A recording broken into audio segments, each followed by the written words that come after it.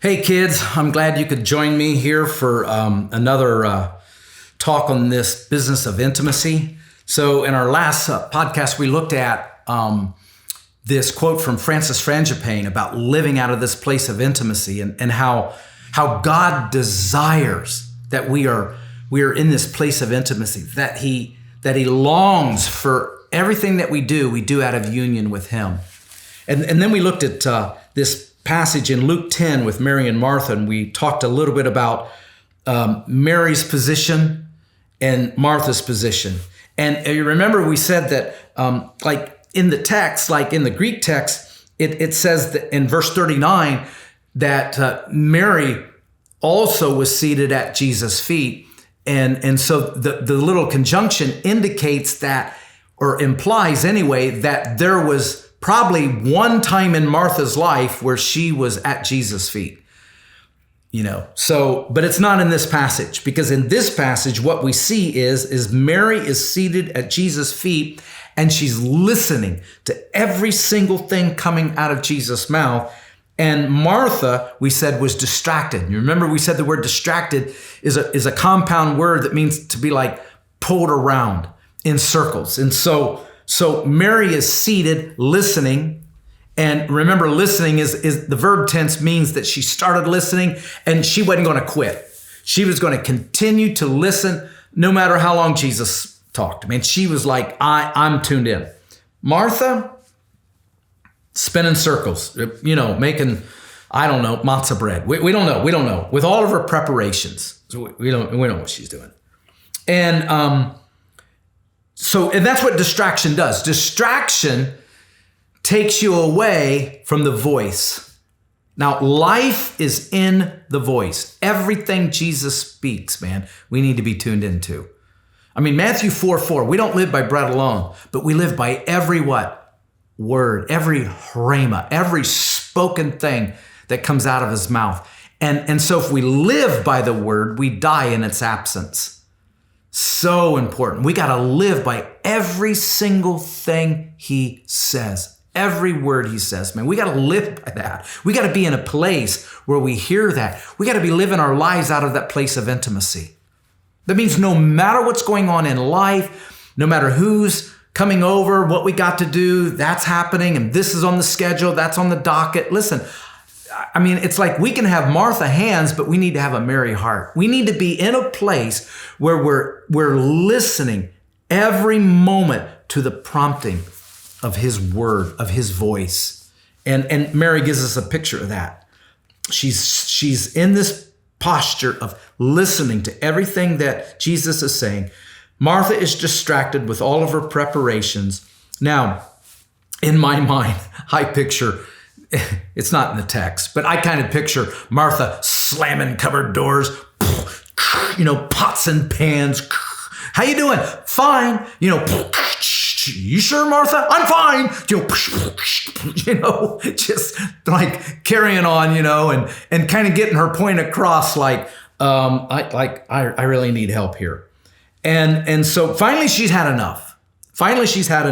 And in verse 40, Luke 10, verse 40, listen to what she says. She comes to Jesus and she says, Lord, do you not care? Which is so funny. That phrase is used there in Mark. Oh, what is it? Mark chapter 4. Oh, shoot. I think like verse 46 or 47, where there's the Jesus is sleeping, which is another incredible story. He's sleeping during a storm. He's like resting in the Father. And the disciples are not resting. They're freaking out, right? They're trying to bail water in the midst of this storm and everything. And you know the story. They wake Jesus up and they say the same phrase, Lord, do you not care? And so it's funny, that phrase is used twice in the New Testament, and both times it's used by distracted, frantic people. Anyway. So Martha, do you not care? Here's what she says, that my sister has left me to do all the serving alone. That's very interesting. She left me. It's some expositors say that Mary was in the kitchen, if you will, with Martha, but she left realizing that, man, there's something more important than these preparations. And so she left Martha and fell at the feet of Jesus to hear his word. But anyway, here's Martha.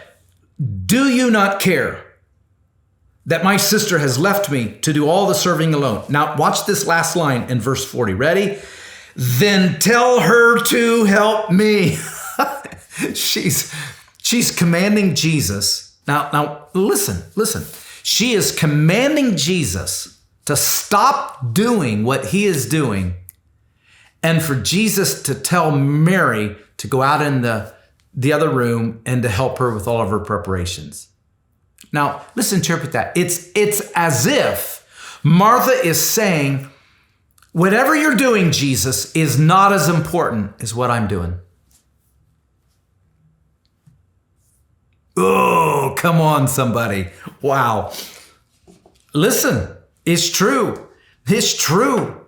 Like, whatever you're doing, Jesus, you're dispensing words of life. I get that. But I'm out here doing preparations. I'm out here doing, I'm getting sandwiches ready that you never asked for. But anyway, did you see what I'm saying? Now listen to this line, because I've been in ministry.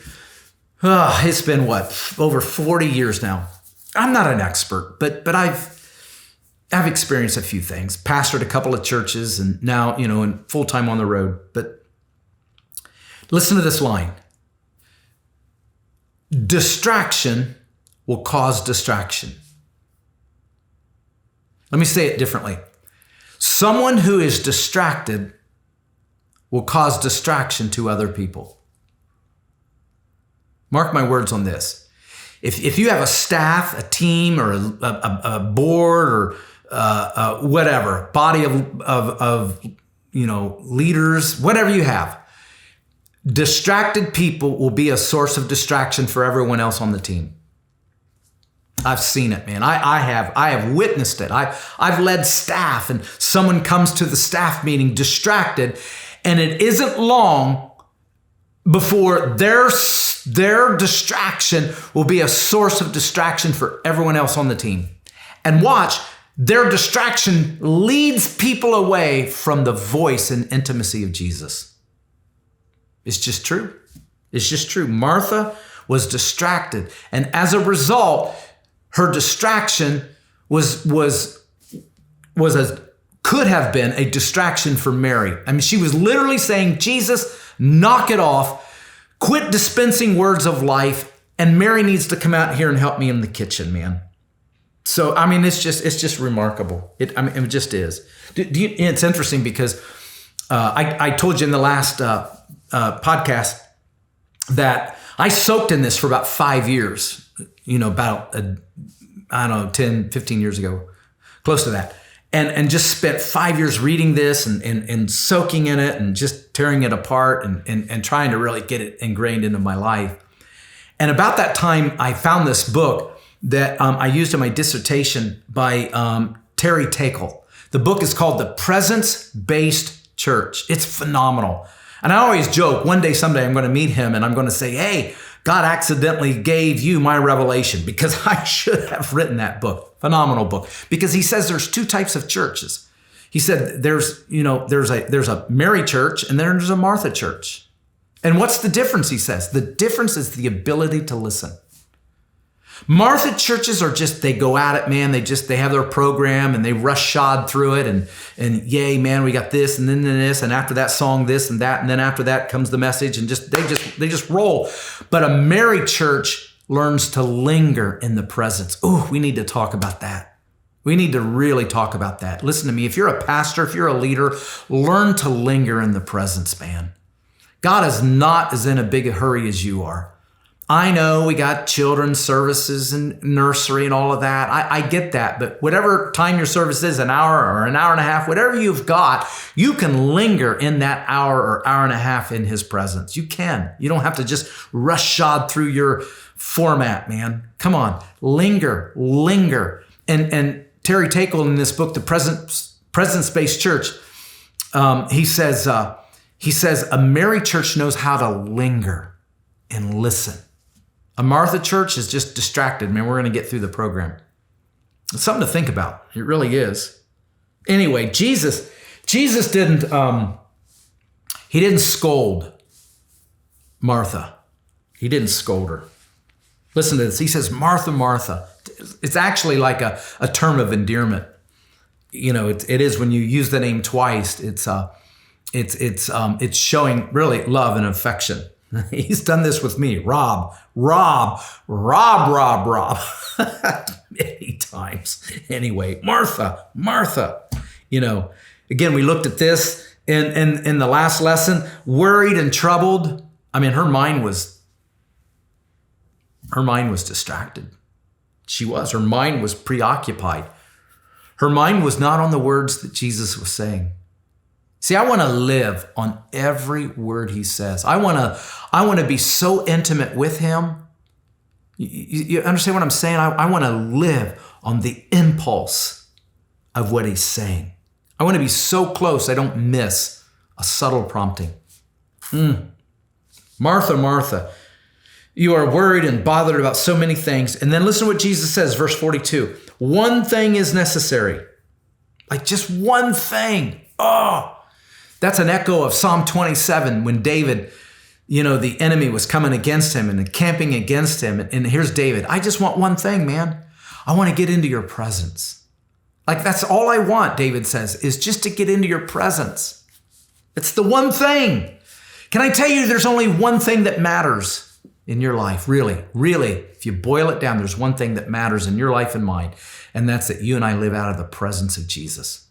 Moment by moment by moment. Man, we live out of that place of intimacy. Come on, it is possible. Well, I got children and I've got this and I get all of that. I do. But listen, there's a place, we can have Martha hands, but we can have a Mary heart. We can live out of that place of intimacy. We really can, guys. Mary chose. That's the point. Mary chose the good thing. Mary chose. She made a choice. That means that you and I have to make a choice. You and I have to make a choice if we're going to live out of that place of intimacy. If life's going to speak louder than the reality of his presence in our life. We got to make a choice. We just do. We're going to live out of that place of intimacy. It's so important. Wow. Man. I want you to choose. I want you to make the right choice. And I want that choice to be, hey, I'm going to live out of that place of intimacy. I want you to choose that, man. I pray that for you. I speak that over you now. I just say, Father, in the name of Jesus, every single person watching this, God, I pray they'll make the right choice. I do. I pray that they'll make the decision to live their life out of that place of intimacy. It's so important. I bless every single person, Father. No condemnation. You didn't condemn Martha. You didn't shame her or scold her. You called her back into what really mattered most. And that's sitting at your feet. Jesus, we want to live out of that place. Intimacy. It's where it is. Bless you guys.